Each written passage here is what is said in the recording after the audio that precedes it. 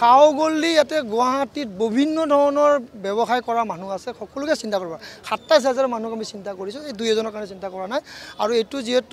যিটো দীঘলীপুখুৰী পাৰৰ কথাটো চাগে উল্লেখ কৰিছে তাতে এটা সৌন্দৰ্য আছিলে আমি তাতে বহিব দিছিলোঁ বহুত দিন তাৰে পৰা বহু মানুহ ডাঙৰ মানুহ হ'ল বহুতৰে বহুত আমাৰ ব্ৰহ্মপুত্ৰ পাৰতো দোকান হ'ল বিভিন্ন ঠাইত দোকান হ'ল স্কুটি কিনিলে বাইক কিনিলে তেওঁলোকে নিজে কৈছে তো ইমানখিনি হোৱাৰ পিছত তেওঁলোকে নিগাজি কৰাৰ কাৰণে এটা ব্যৱসায় নিজে এটা ল'ব লাগে তো সেইখিনি কথা হ'ল আৰু যিটো এইটো খুব এটা ব্যস্ততাপূৰ্ণ অঞ্চল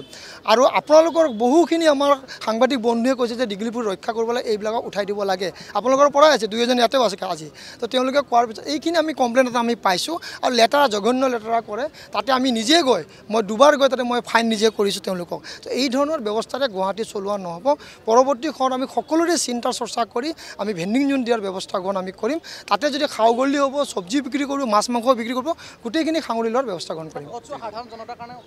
খুলিছে ইতিমধ্যে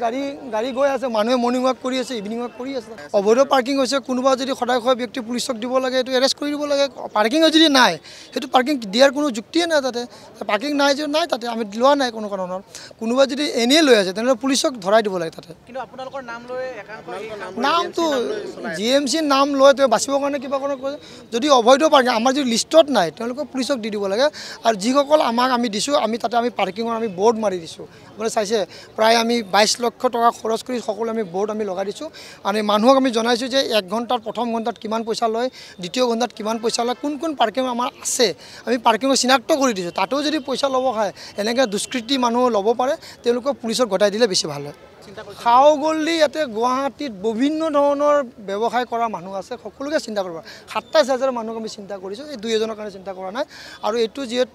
যিটো দীঘলীপুখুৰী পাৰৰ কথাটো চাগে উল্লেখ কৰিছে তাতে এটা সৌন্দৰ্য আছিলে আমি তাতে বহিব দিছিলোঁ বহুত দিন তাৰে পৰা বহু মানুহ ডাঙৰ মানুহ হ'ল বহুতৰে বহুত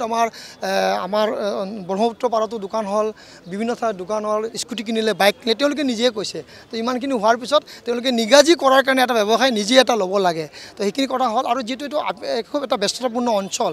আৰু আপোনালোকৰ বহুখিনি আমাৰ সাংবাদিক বন্ধুৱে কৈছে যে দীঘলীপুৰ ৰক্ষা কৰিবলৈ এইবিলাকক উঠাই দিব লাগে আপোনালোকৰ পৰাই আছে দুই এজন ইয়াতেও আছে আজি তো তেওঁলোকে কোৱাৰ পিছত এইখিনি আমি কমপ্লেইন এটা আমি পাইছোঁ আৰু লেটাৰা জঘন্য লেটাৰা কৰে তাতে আমি নিজে গৈ মই দুবাৰ গৈ তাতে মই ফাইন নিজে কৰিছোঁ তেওঁলোকক তো এই ধৰণৰ ব্যৱস্থাৰে গুৱাহাটী চলোৱা নহ'ব পৰৱৰ্তী সময়ত আমি সকলোৰে চিন্তা চৰ্চা কৰি আমি ভেণ্ডিং জোন দিয়াৰ ব্যৱস্থা গ্ৰহণ আমি কৰিম তাতে যদি খাও গল্লি হ'ব চব্জি বিক্ৰী কৰোঁ মাছ মাংস বিক্ৰী কৰিব গোটেইখিনি সাঙুৰি লোৱাৰ ব্যৱস্থা গ্ৰহণ কৰিম খুলিছে ইতিমধ্যে গাড়ী গৈ আছে মানুহে মৰ্ণিং ৱাক কৰি আছে ইভিনিং ৱাক কৰি আছে যিকোনো খবৰৰ বাবে যোগাযোগ কৰক 7090173330 অথবা 7099017990